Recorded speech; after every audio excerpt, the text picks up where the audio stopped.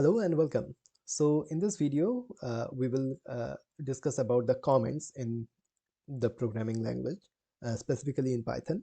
I am using the comments for quite often, like this one in the string file. These are all of the comments, and in the here as well, I am using that, but I haven't discussed uh, the comments that much. So yeah, comments are basically some piece of text which is present in our code, but it will not execute. So it will not run in the Python program, but it is for ourselves to like, suppose you are writing a complex program and you want to write some description. How you can do that? You will use the comments. So that will not execute, but it is there for us to review our code and to make our lives a bit more easier. So to write a comment, what in Python, what you can do, you can just use the hash symbol, something like that, and it is now grayed out. As you can see in the other files as well, it is now grayed out. And then, hey, this is a comment.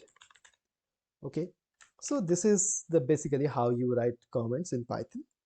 Now suppose you are doing some like very complex thing, and uh, if we go to the next line, as you can see that it is not commented. So what you have to do, you have to make you have to again add a hash symbol before that to make this comment, and it is quite painful, to be honest. So if you are you have to write a multi-line comment, then there is a better way to use the triple double quotes or triple single quotes. So anything can work. So it is just there, and now whatever you write inside this, these like the starting and the ending triple double quotes or triple single quotes will be a comment.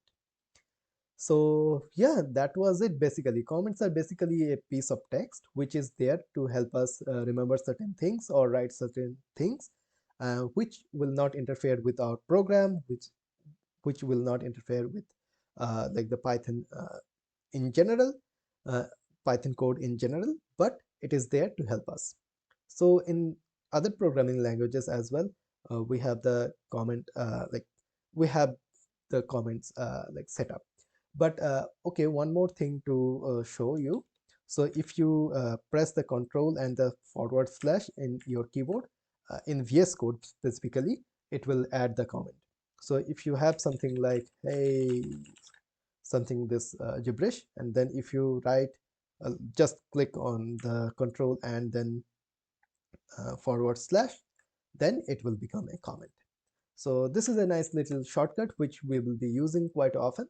So yeah, that was it for this video. I hope you are enjoying the series. Please subscribe to this channel, it means a lot to me. And yeah, thank you so much for watching. Catch you guys in the next one.